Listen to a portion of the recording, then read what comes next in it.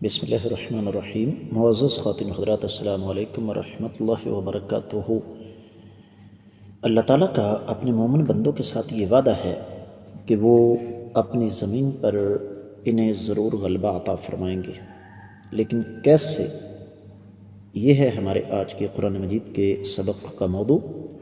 मामूल के मुताबिक सबसे पहले आयत मुबारका की तिलावत करते हैं। अल्लाह रब्बुल इज़्ज़त इरशाद फरमाते हैं,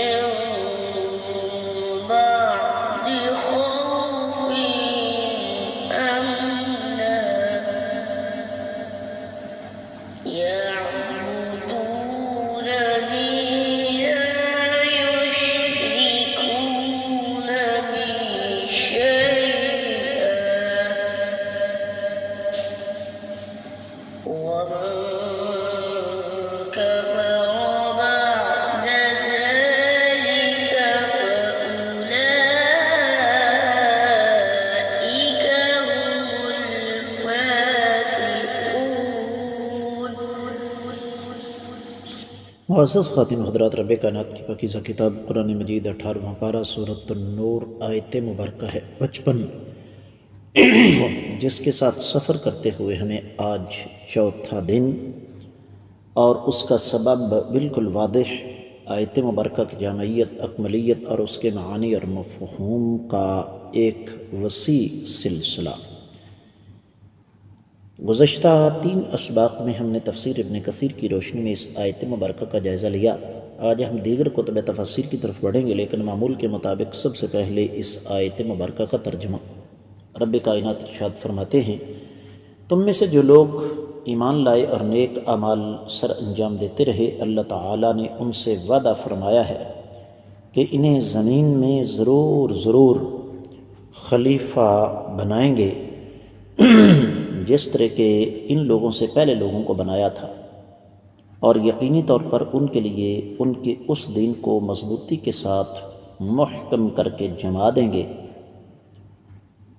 جسے اللہ نے ان کے لیے پسند کیا ہے، اور اللہ تعالیٰ ضرور ان کے خوف کو امن میں تبدیل کر دیں گے، میری عبادت کریں گے، میرے ساتھ کسی کو شریک نہیں ٹھہرائیں گے۔ اس کے بعد بھی جو لوگ ناشکری اور کفر کریں تو یقیناً وہ لوگ نافرمان ہیں۔ معزز خواتین حضرات، جیسے میں نے آپ کی خدمت میں عرض کیا، اب تک ہمارا سفر جاری تھا تفسیر ابن کثیر کے ساتھ۔ دیگر کتب تفسیر کا جائزہ لیا جائے تو سب سے پہلے ابن عاشور نے التحریر والتنویر میں ایک مناسبت ذکر کی ہے کہ جب منافقین کا تذکرہ اور ان کا انجام اللہ تعالیٰ نے ذکر کیا تو پھر فوری طور پر اللہ تعالیٰ نے یہ بھی تذکرہ فرما دیا کہ منافقین کا انجام کیا ہے اور ایمان والوں کا انجام کیا ہے۔ تو رب کائنات نے پھر یہیں پہ سمجھا دیا کہ یاد رکھو کہ تم مسلمانوں اگر صحیح راستے پر چلتے رہو گے تو پھر تمہیں آخرت نہیں، دنیا میں بھی بہت کچھ ملے گا۔ تو اس لیے اس آیت مبارکہ کو ہم مختلف حصوں میں تقسیم کر کے اس کی تفسیر دیکھتے ہیں۔ وعد اللہ الذین آمنوا منکم وعملوا الصالحات لیستخلفنہم فی الارض، ان الفاظ کی تفسیر بیان کرتے ہوئے مختلف مفسرین کرام، جن میں امام وحدی البسیط میں، امام رازی مادی قریب میں، امام سعدی، پھر ابن عاشور، امام نصفی، امام زمخشری، پھر امام شوکانی، ابن جریر، ابن عطیہ اور فقیہ زمان شیخ ابن عثیمین رحمہم اللہ جمیعاً ارشاد فرماتے ہیں کہ رب کائنات نے یہاں ایک پکا وعدہ کیا ہے، لیکن ان لوگوں کے ساتھ جو ایمان لا کر نیک اعمال کرتے ہیں، اور وعدہ یہ ہے کہ تمہیں اللہ تعالیٰ زمین پر غلبہ عطا فرمائیں گے، حکومت عطا فرمائیں گے، خلافت عطا فرمائیں گے، جس طرح سورۃ الانبیاء کی 105ویں آیت مبارکہ ہم پڑھ کر آئے ہیں۔ وَلَقَدْ كَتَبْنَا فِي الزَّبُورِ مِن بَعْدِ الذِّكْرِ أَنَّ الْأَرْضَ يَرِثُهَا عِبَادِيَ الصَّالِحُونَ، ہم نے صحیفوں میں یہ لکھ دیا کہ زمین کے وارث تو صرف اور صرف میرے نیک بندے بنیں گے۔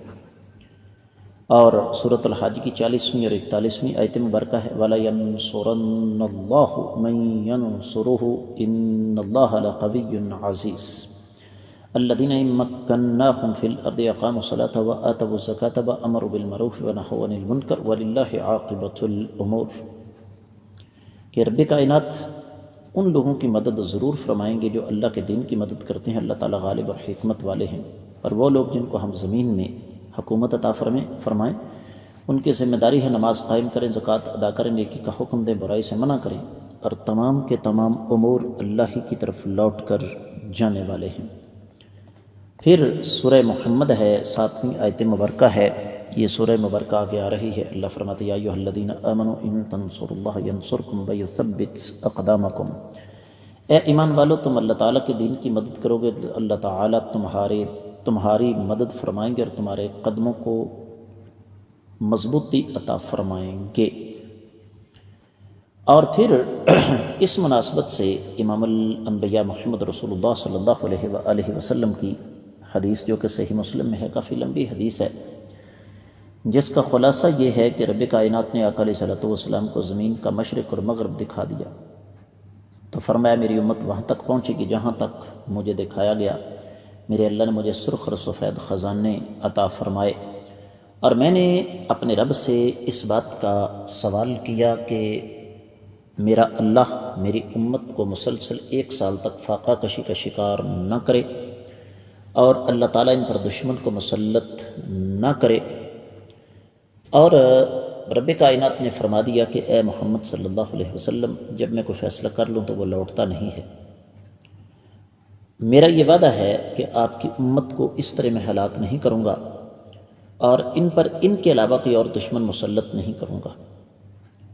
لیکن ہوگا کیا کہ یہ ایک دوسرے کو ماریں گے اور ایک دوسرے کو قیدی بنائیں گے۔ اگلی بات یہ ہے کہ مستخلف الذین من قبلہم، جس طرح پہلے لوگوں کو اللہ تعالیٰ نے زمین میں حکومت، سلطنت اور بادشاہت عطا فرمائی، تو ظاہر بات ہے قوم موسیٰ کو اللہ نے بادشاہت عطا فرمائی۔ سورۃ الاعراف 129ویں آیت مبارکہ ہے۔ سورۃ القصص آگے آ رہی ہے، 5ویں اور 6ٹھی آیت مبارکہ ہے۔ سورۃ الشعراء آگے آ رہی ہے، 57ویں، 68ویں، 59ویں آیت مبارکہ ہے۔ ذوالقرنین کے بارے میں رب کائنات نے فرمایا کہ انا مکننا لہ فی الارض وآتیناہ من کل شیء سببا، سورہ کہف کی 84ویں آیت مبارکہ ہے۔ اگلی بات یہ ہے کہ اللہ تعالیٰ ان کے اس دین کو غلبہ عطا فرمائیں گے جس کے ساتھ اللہ تعالیٰ راضی ہیں، اور وہ دین اسلام ہے جو دیگر تمام ادیان پر غالب آنے والا ہے۔ معزز خواتین و حضرات، اس حوالے سے اہل علم نے بڑی تفصیل بیان کی ہے، خاص طور پر مراح العبید میں امام جاوی نے، پھر تفسیر الخازن ہے، تفسیر سمرقندی ہے، تفسیر ابن جریر ہے۔ اہل علم یہ لکھتے ہیں کہ اللہ تعالیٰ اسلام کو پوری دنیا پر غالبہ عطا فرمائیں گے، جس طرح کہ سورہ مائدہ کی 3 آیت مبارکہ میں اور سورہ توبہ کی 33ویں آیت مبارکہ میں اللہ تعالیٰ نے فرما دیا ہے۔ اور اسی مناسبت سے پھر نبی کریم صلی اللہ علیہ وآلہ وسلم کی ہمیں ایک نہیں دو نہیں کافی ساری احادیث مل جاتی ہیں۔ ان میں ایک حدیث جو کہ امام احمد اپنی مسند میں 16957 کے تحت لے کر آئے ہیں، صحیح بخاری صحیح مسلم کی شرط پر یہ حدیث ہے۔ اللہ کے نبی صلی اللہ علیہ وآلہ وسلم نے ارشاد فرمایا کہ یہ دین ہر گھر میں داخل ہوگا، اور رب کائنات کفار کو اس کے ساتھ ذلیل کریں گے، اور اسلام کو اللہ تعالیٰ اس طریقے سے مسلمانوں کو غلبہ عطا فرمائیں گے۔ اور پھر اسی مناسبت سے ایک اور حدیث بھی اہل علم نے نقل فرمائی جو کہ مسند احمد بن حنبل میں 23814 ہے۔ امام حاکم فرماتے ہیں صحیح بخاری صحیح مسلم کی شرط پر ہے کہ اللہ تعالی ہر گھر میں اسلام کو داخل فرمائیں گے۔ تو اگلی بات یہ ہے کہ وَلَا يُبَدِّلَنَّهُمْ مِن بَعْدِ خَوْفِهِمْ أَمْنًا، اس کا مفہوم یہ ہے کہ اللہ تعالیٰ ایک دفعہ مسلمانوں کو ڈرائیں گے ضرور، جس طرح کہ امام الواحدی نے الوجیز میں لکھا، لیکن اس کے بعد امن ضرور عطا فرمایا جائے گا، جس طرح کہ سورہ انفال ہم پیچھے پڑھ کے آئے ہیں، اس کی 26ویں آیت مبارکہ ہے۔ اب اس مناسبت سے پھر ایک حدیث میں آپ کو یہاں ضرور سنانا چاہوں گا۔ سیدنا خباب رضی اللہ تعالیٰ عنہ روایت کرتے ہیں، صحیح بخاری میں حدیث ہے کہ آقا علیہ الصلوۃ والسلام سے ہم نے کعبہ کے سائے میں شکوہ کیا کہ آپ اللہ تعالیٰ سے دعا کیجیے اللہ تعالیٰ ہماری مدد فرمائے۔